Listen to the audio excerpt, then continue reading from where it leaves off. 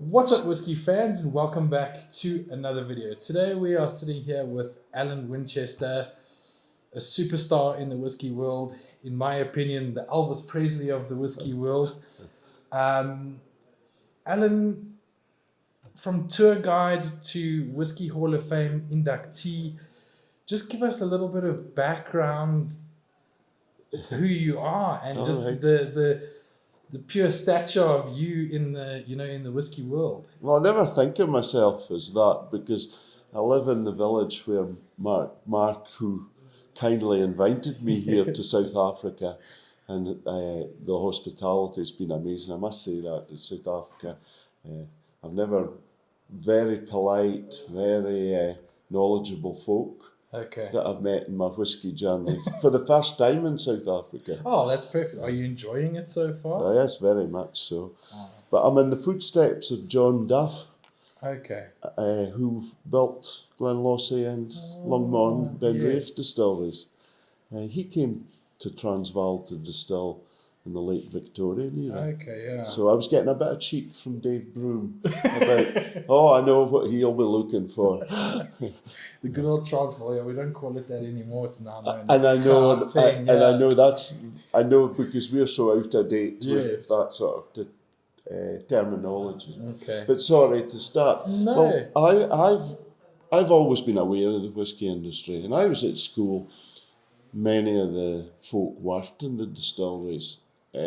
Folks' parents would work in the distilleries, and would all have connections. Basically, both my grandfathers and great grandfathers, going all the way back, were farmers, but farming is part of it. So, if I take my maternal grandfather, my maternal family still farm that, and that's the land between Dalmunach and Glenfarclas. Okay. So I was always kind of aware of it, and I remember at the top farm, you could see Glenfarclas. What's that strange building? What's this whiskey? You the drunk whiskey. But anyway, my career path was going to be the Royal Navy or the Merchant Navy, Okay. and it didn't take off. So I got a summer's job showing visitors around Glenfarclas that you've researched. Yes. And at the end of the summer, my career path had to open up. And the distillery manager at the time says, well, there's a job here if you want. And that was my start. Did I look back? I had. My father at that time was a policeman, because he was the youngest of the family, as my mother was, that they didn't inherit the farms. And my father was a policeman, and it was the only advice my father made. But by that time, he was working for the Her Majesty's Customs and Excise. Okay. And he said to me, stay where you are, I think it's a good career. It's the only time I listened to my father, but I'm grateful for that. And I found that I liked the heritage and I liked the connections. And of course, if you do the research, you find that the family goes back. I can actually trace Distillers back to before the illegal period. Sure. The Green family. And guess what? It's only a few miles from my house. So do I have that sort of pedigree to a degree? But that wasn't what kicked me off. But I liked the history of that. I shifted in my careers. I went to the cooperage at Glengrant, Cabrach. Yes. And then went into the production there. And slowly got little promotions. Okay. My wife says I collected every job title there was. Well, that's the thing. Till I was distilling Yes. manager, the one that I ultimately retired from. And that by that time was running 14 distilleries.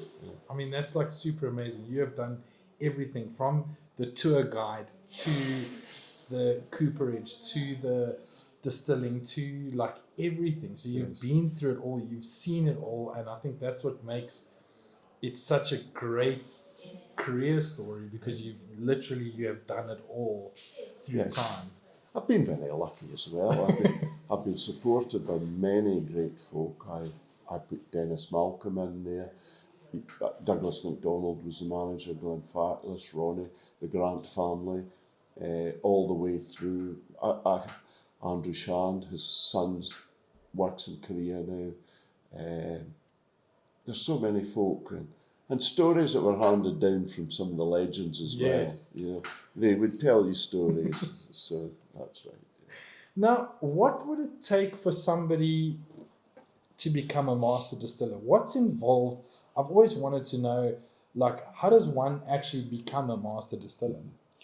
Well, if you look at the current, the terminology master distiller really comes in as a ceremonial title in a sense.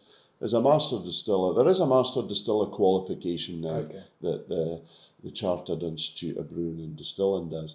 But a master distiller was really seen, like, okay, we'll use Jim McEwen, we'll use Ewan Cabrach at Cardew and Jim Cryer. Okay. And they were the first that really had that titles.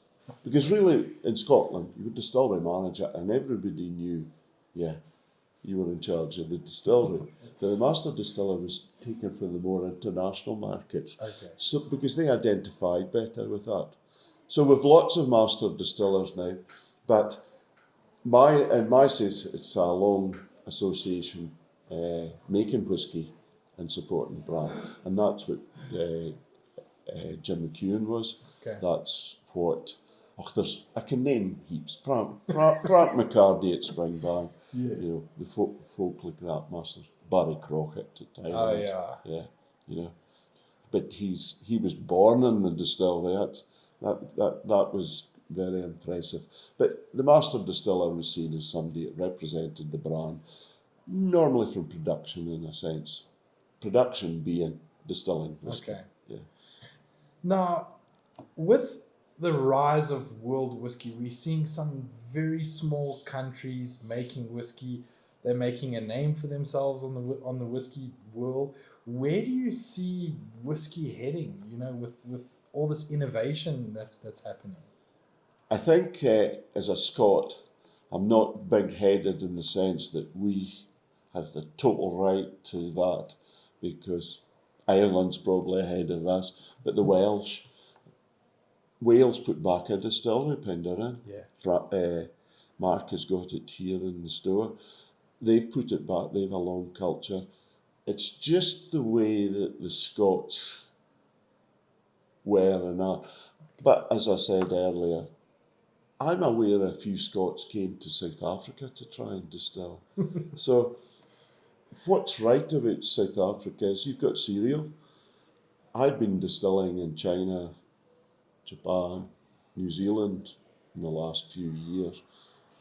The passions are there. What I like them to do is, it's a great compliment to the Scots that they'll copy the Scots production methods. But I'd always say you should look to what have you got? How can you make it different? And I went to see Peter. I know it's the old word Transvaal, but Peter, and he was using sorghum. Yeah. He was using other things. So I thought that was really refreshing and good luck. And I think if we all understand whisky and how it's made, you know, that's a great place for folk to start with a local brand, and then look at what Scotland has to offer, look at what Scotland has to offer, and look what the other countries have to do. New Zealand is quite a vibrant whisky scene just now, as is Australia's. I've work to do. There's a chap came over from Australia and he took a bottle for me and I have to do a tasting for him. So I'm looking forward to looking at. But what I'm going to do is get a few of the pals round and we'll look at it and give them some feedback. No, that's fantastic. That's absolutely thing. Now, 50 years your career has spanned. You must have experienced some amazing things in your career. What was the one thing that has stood out for you over anything? Good question, which means I'm even thinking about that. Yeah. There's been so many highlights along the way. If you put my career aside, there was things that happened. There was the big acquisition of Glenlivet Distillers by Seagram, and then Pernod Ricard. The big changes that I've seen is the way the processes is handled, the control of it, but is the growth of what we're about. I can go onto the internet and click somewhere and I'll find out about something else. Like I came to South Africa, so I've been looking at the local distillers. Okay, yes. So you know that all that knowledge is at your fingertips now. That information wasn't freely available. Yeah. The biggest change is probably the continued evolution of the single malt market, because it was very small in my day at the start. In fact, this was a small family company. It was relying on fill-ins from the blending companies. So, but he always put a wee volume out to the market as single malt, as Glenlivet did. Glenfiddich had pioneered it in the 60s, the growth of single malt. But there's other political reasons for that. They weren't getting the volumes of blending whisky from the mighty DCL at the time. So that I've lived through that evolution, and very much the growth of whisky tourism to all places in the world. In Scotland, it's a very important part. As workforce is reduced through automation, that provided another suitable thing. Whisky tourism, open it up. So much so we've got South Africans come into our villages and setting up a Whisky Brother, buying an established whisky shop and putting his Mark's tart in it. Yes, yeah. I know they've got a fantastic selection here and a shop here. So if you guys are in South Africa, come through to the Whisky Brother shop and you will see some amazing things here. Now, what would you like to see more of or less of in the whisky industry? Another change over the years, which I'd like to see, is more information. The information being freely available, and that has come a great degree. There's more honesty about that. It's not honesty; it's more clarity. But training. Training and education. Now, we've been speaking before the camera about how the business is just now. I think this is the most important time. And you chaps do great work in educating and also reporting what's happening in the industry. I was fascinated to hear about you being in Ireland. Yes, yeah. Well, why do you not give me a shout out of carrying your bag? Yeah. But, that was that education. Yeah. But the education is important. We also have to watch that there's a high degree of level of knowledge, which I've seen at these whisky festivals. But there is folk in the outskirts that you want to come into it. So that's important as that. But education of all the staff and the various lines of the business.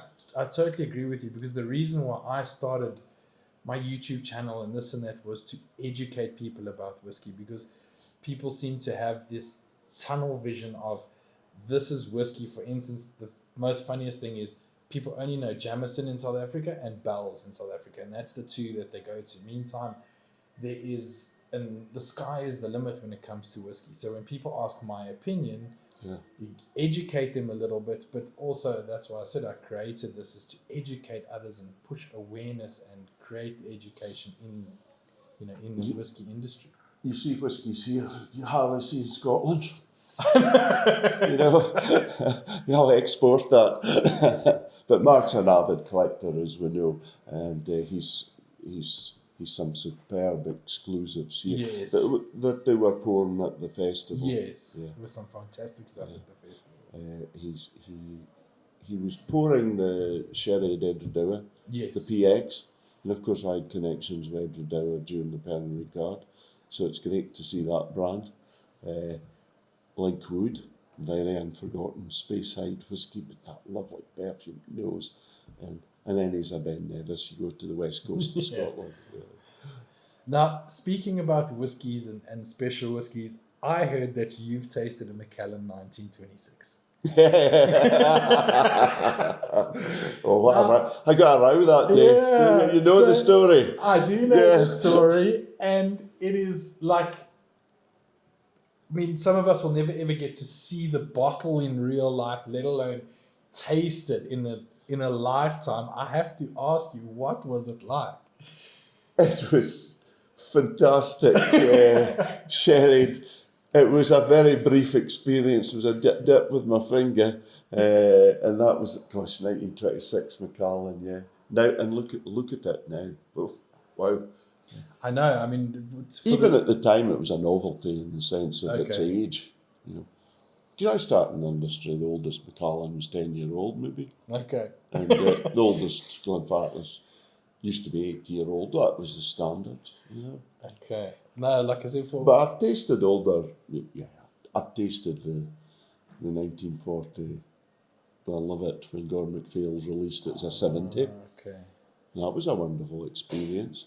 And I was also invited to Blair Castle to taste the old 19th century whisky they found in the cellars. I saw that video. And Stephanie and a few of the others, we did a nosing and tasting and that. We don't know where it came from, but it says small still. Okay. But that could be early legal distillery. But that was fascinating. Yeah. But I mean, like I said, I watched that video of you sitting around that table, and my mouth just hit the floor because that must have been. And it defied our expectations of it. And I know some of the folk thought, well, you have to watch, can you verify it and that? But to me, I thought it was sufficiently. I thought that what was put there was sufficient to tell me I was drinking an old whisky. Even if when it was put in the bottle was a long time ago, but it was sufficient, I thought, to think that I was drinking something very different. But fascinatingly, not a million miles from what we have today. So that's always fascinating. Okay. Because at Glenlivet, we were seen as the Glenlivet.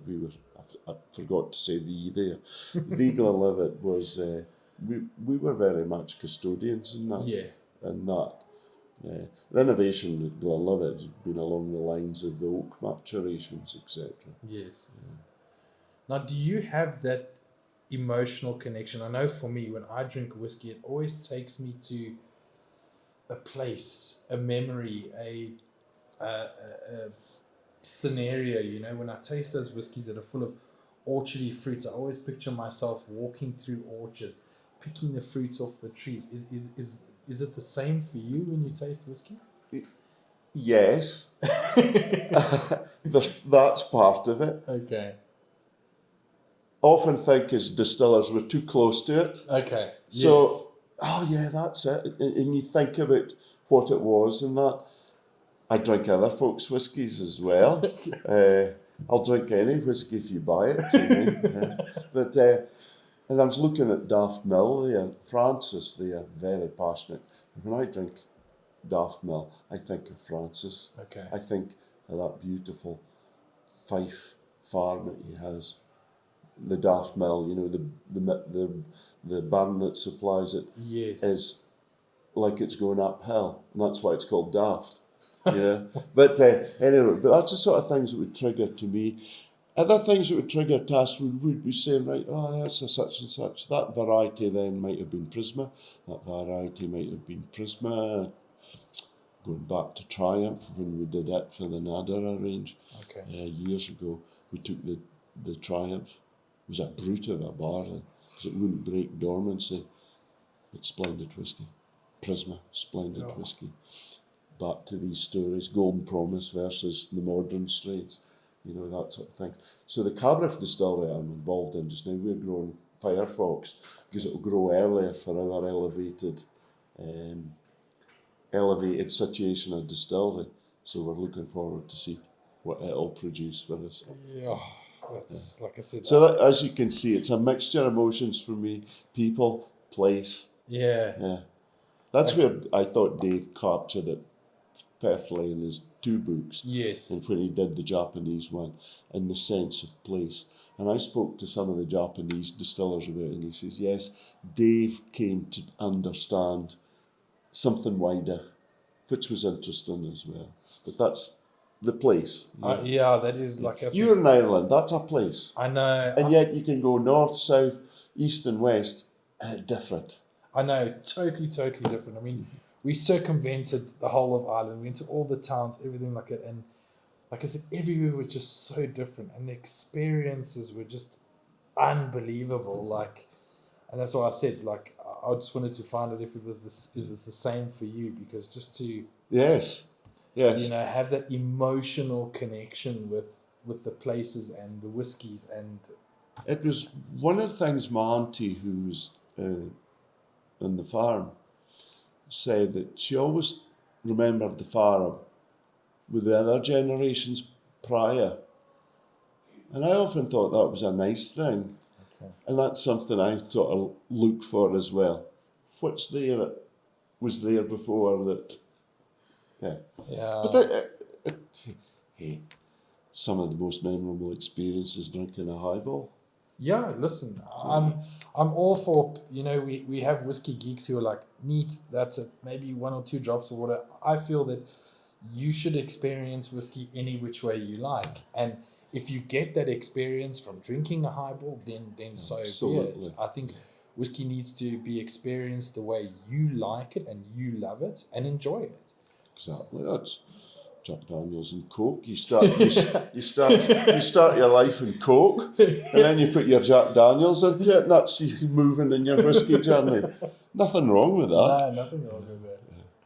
Now, what is your favourite Glenlivet? Obviously, you being a custodian of the Glenlivet, what was a bottle for you that really, really, you went, wow, this is...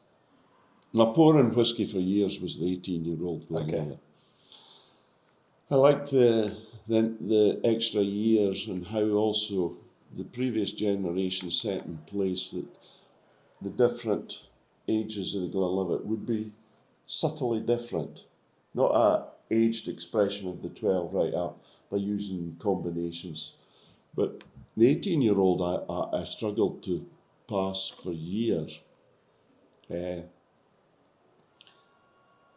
There was a special Glenlivet in the early cellar collections, the 1950s, which is my vintage. Okay. And some of them, again, that special was what I was drinking that history. The floor maltons were still there. It was coal-fired. Yeah. The whiskey was coming in and out in the railway. But they were very well made whiskies. The old,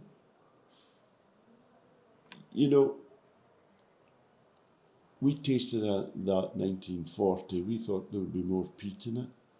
There wasn't. And funny, we were speaking with some of the Edrington team at the festival, and they said, oh yeah, in Macallan's history, they reckon that 1946 was the peatiest.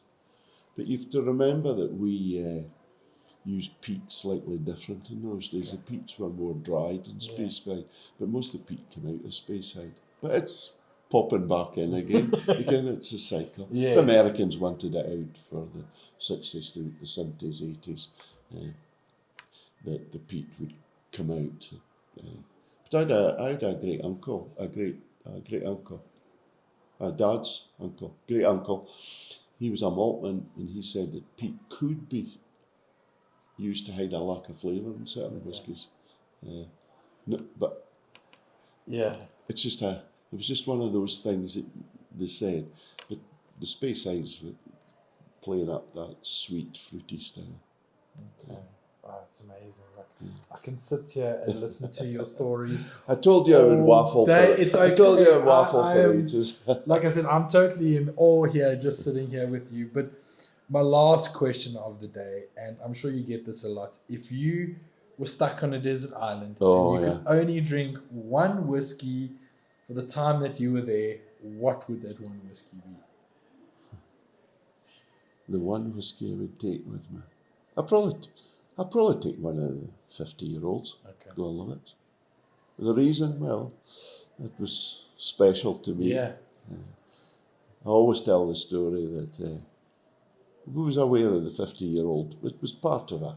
You know, if you're working in it, it's part, right, we're taking out a 50-year-old. Oh, good, we've stock to take that out. It's one-off stock, we'll support that. I think we did 3. But I was aware of the design of the bottle, but I wasn't aware that my name was on it until then. Now, I'm not, as I said, I think the whiskey should do the talking. Okay. But I thought that was a great, it was really kind of the then team Okay. to do that. And gosh, that was quite a special moment. Yeah. That was one of my special. There was milestones and Yes, special yes, moments. yeah. I always like to point Have you still that got a bottle at home? I have a Okay. little miniature. I got a bottle, but we auctioned it. Okay. Yeah, it was auctioned in America. Okay. And we filled a cask of Glenlivet for him to open in 50 years' time. The owner of the bottle, 50 years' time. Sure. So I said to him, the deal was, I'll come and drink it with him. Nah, that's a proper deal. So the years are ticking off, so I'm still here. But that was fascinating, and that was it. And it's part of, believe it or not, it's part of my Cabrach project. It's a wee bit of giving back. It's a wee bit of mentoring. It's a wee bit of help. You know, I'm just 8 miles down the road. Please, they've tapped into me. When they can tell me to leave any time, but that was a passion. That newest distillery in Speyside, smallest in Spain, and taking it back to an area that had a whisky heritage, but the distilleries had gone. So we've taken it back for the right reasons to support the community. Oh, that's fantastic. Like I said, I can sit here and listen to your stories day after day, but unfortunately we've, our time has come. But thank you very much for your time. Thank you very much. Thank you very much for your knowledge, and I hope to see more of you in South Africa. All right, this is my first time. Yeah, your first time here, but hopefully, like I said, hopefully it'll be a great experience, and you guys have got... obviously, the only whiskey show in Cape Town coming in a couple of days. Yes. So I think you'll absolutely love Cape Town. It's a really beautiful city. I hear they make some nice wine down there. Yeah. There's some nice stuff down there. But Alan, thank you very much again. I do appreciate it. And it was an absolute honour meeting you. Not at all. And thank you for the work you boys do. And thank everybody in South Africa for the warm welcome I've had. Thank you. Yeah. It's only a pleasure. Yeah. Thank you.